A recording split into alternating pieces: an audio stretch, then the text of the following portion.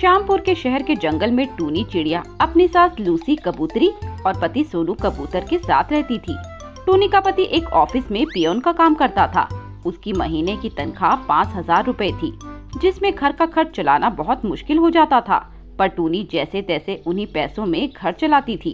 टूनी को पेड़ पौधों का बहुत शौक था।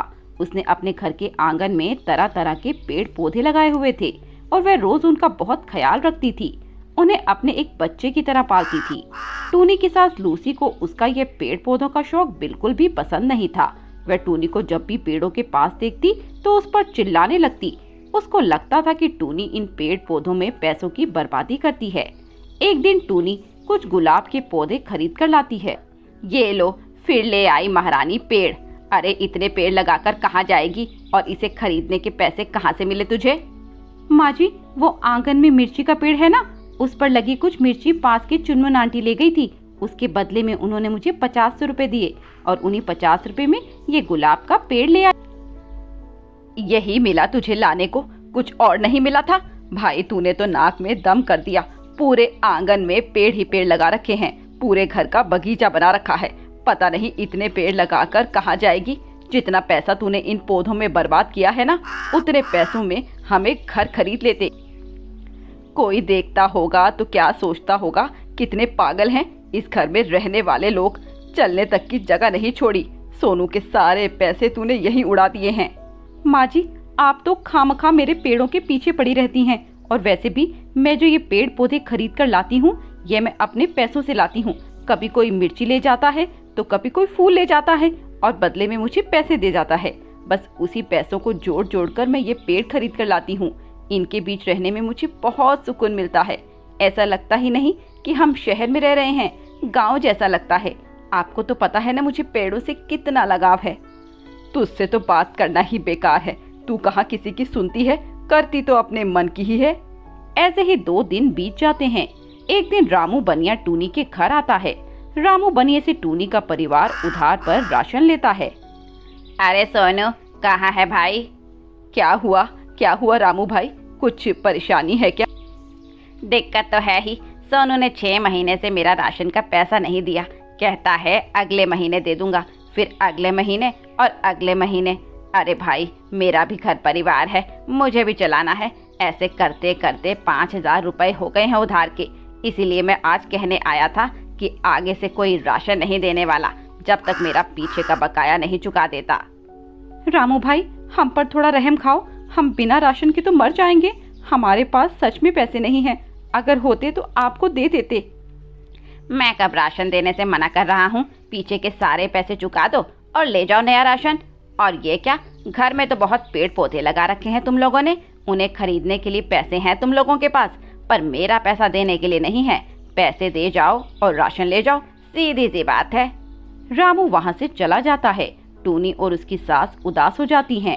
घर में अन्न का एक दाना भी नहीं बचा था और अब तो रामू ने राशन देने से भी मना कर दिया। तभी वहाँ सोनू आता है और दोनों उसे सारी बात बताती हैं।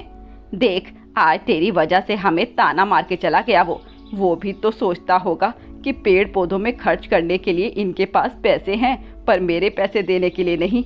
बहू, अब तू थोड़ी सुधर जा। माँ, इसमें टूनी के पौधों की क्या गलती? क्यों तुम खामखा उसके पीछे पड़ी रहती हो? मैं अभी मालिक के पास जा रहा हूँ कुछ एडवांस लेने।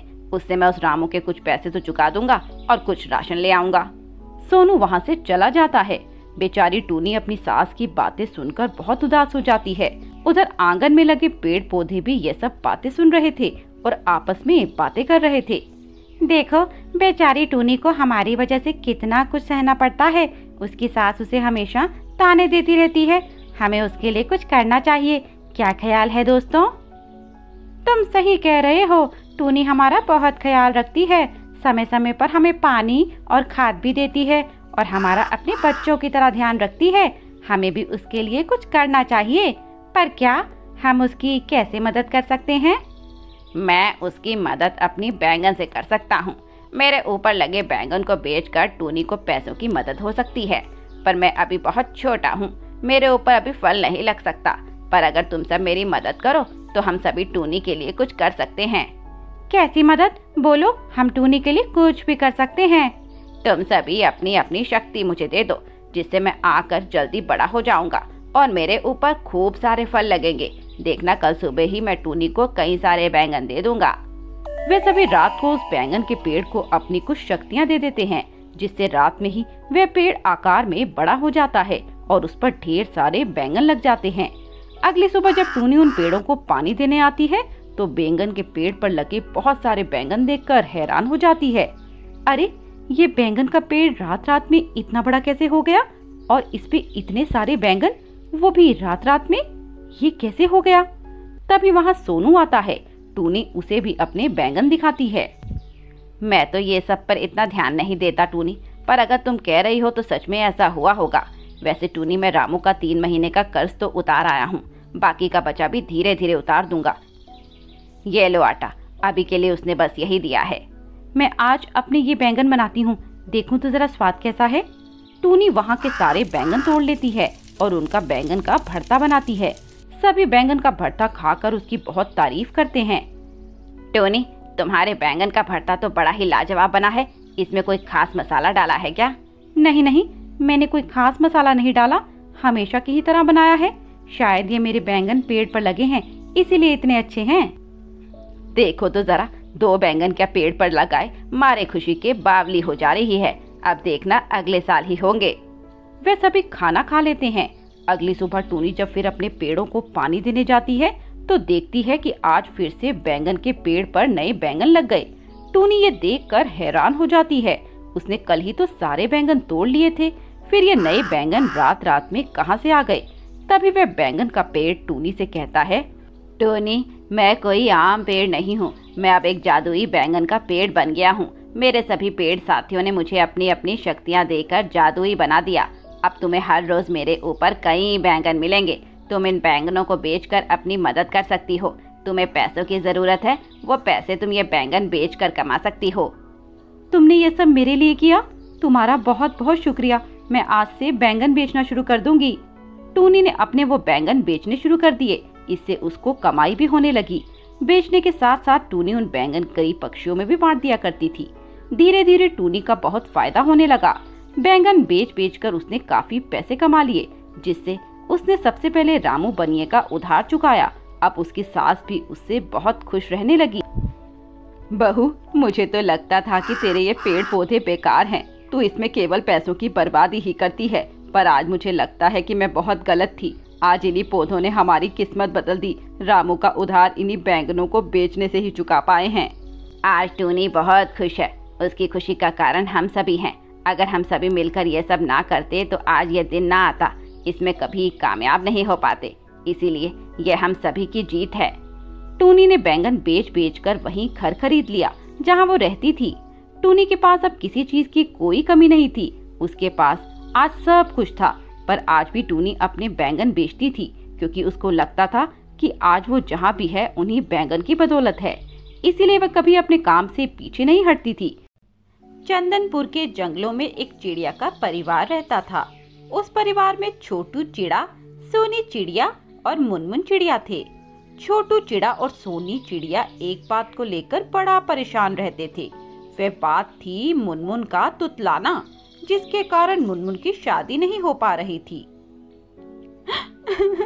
हे भगवान, क्या होगा अब मेरी बेटी का? ये रिश्ता भी टूट गया। अब कौन मेरी बेटी से शादी करेगा?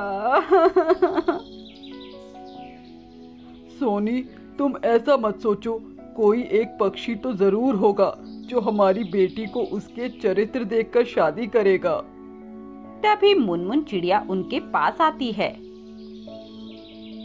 माँ, तभी मेरी शादी नहीं हो पाई दी। क्या कहूँ मैं तुझसे मेरी बच्ची, कि तेरे तुतलाने की वजह से ही तेरा हर रिश्ता टूट जाता है। नमस्ते आप सभी को, मैं मुनमुन बिटिया के लिए एक नया रिश्ता लेकर आया हूँ। लड़के वालों को आपने मुनमुन के तुतलाने के बारे में तो सब कुछ बता दिया है ना पंडित जी? जी नहीं, आपको तो पता है कि जब भी किसी को मुनमुन बिटिया के तुतलाने के बारे में पता चलता है तो वो रिश्ता तोड़ देते हैं। तो ऐसे कैसे शादी होगी पंडित जी? क्या हमारी बेटी की शादी कभी नहीं हो पाएगी? देखिए, लड़के वालों को मुनमुन बिटिया बहुत पसंद आई है। लड़के ने मुनमुन बिटिया को फोटो देखकर ही पसंद कर लिया है। अब अगर मुनमुन बिटिया का सच उन्हें बता देंगे तो यह रिश्ता भी हाथ से निकल जाएगा। ठीक है पंडित जी, जैसे आपको सही लगे। बेटा मुनमुन, तू उनके सामने बिल्कुल भी नहीं बोलना, ठीक है ना बच्ची? ठीक है अंकल, मैं उनके सामने तुत नहीं बोलूंगी। अब दीपक कबूतर की शादी मुनमुन से करा दी जाती है। मुनमुन का परिवार अब बहुत खुश था, पर दीपक जिसे सर्वगुण संपन्न समझ रहा था, असल में वो सच नहीं था। अगले दिन की बात है। मुनमुन, तुम जैसी सुंदर पत्नी पाकर तो मेरे भाग खुल गए हैं। पता है, मेरे किसी भी दोस्त की पत्नी तुम जितनी सुंदर नहीं है। कुछ तो बोलो मुनमुन, इतनी चुप क्यों हो? माँ और पंडित अंकल ने मुझे तुत भी बोलने से मना किया है। अदल मैंने तुत भी बोला तो मेला भांडा फूट आएगा। कहाँ खो गई मुनमुन, कुछ तो बोलो। तभी दीपक की माँ उस कमरे में आ जाती है और वो मुनमुन से कहती है, मुनमुन बहू, कुछ पक्षी औरतें आज तुम्हारी मुंह दिखाई के लिए आ रही हैं, तो अच्छे से तैयार होकर नीचे आना। पर अभी भी मुनमुन कोई जवाब नहीं देती। माँ, लगता है मुनमुन का गला बैठ गया है। कोई नहीं, चलो मैं चलती हूँ, पर मुनमुन बेटा तुम आ जाना। कुछ देर बाद जंगल के सभी पक्षी औरतें मुनमुन की मुंह दिखाई के लिए आती हैं। मुनमुन भी तैयार होकर नीचे आती है। इतनी सारी औरतों को देखकर मुनमुन घबरा जाती है। लगता है दीपा, तेरी बहू बहुत शर्मीली है। बेटा, नाम क्या है तुम्हारा? मुनमुन कोई जवाब नहीं देती। वह पक्षी औरतें उससे फिर उसका नाम पूछती हैं। बेटा, नाम क्या है तुम्हारा? लगता है गूंगी है। जिस पर सभी पक्षी जोर जोर से हंसने लगते हैं।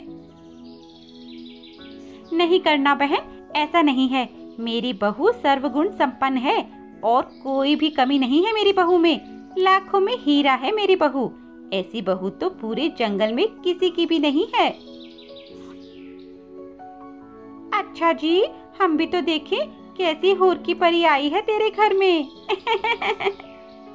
वो मुनमुन का घूंघट उठाती है। वाह वाह, क्या कहना, बहू तो लाखों में एक है। मैं भी तो देखूं जरा। हाँ दीपा, सही में हूर की परी है तेरी बहू। मैं ना कहती थी, बहू लाऊंगी तो लाखों में एक। मान गए तेरी पसंद। तभी जंगल की प्रधान की पत्नी मिसेस चील वहां आती है। वे बहुत अकड़ू किस्म की थी। उसे पूरे जंगल में अपनी तारीफ सुनना बहुत पसंद था। उसे कतई ये बर्दाश्त नहीं था कि किसी के पास उससे अच्छी चीज हो। हटो सब, मैं भी तो देखूं जंगल की नई अप्सरा को। वो भी मुनमुन को देखती हैं और मन में कुछ सोचती हैं। ये लड़की तो मैंने पहले भी कहीं देखी है। कहाँ देखी है? अरे हाँ, ये तो वही लड़की है जिसे मेरे बेटे ने रिजेक्ट कर दिया था। ये तो वही तोतली लड़की है। अब तो इसकी पोल खोलनी पड़ेगी।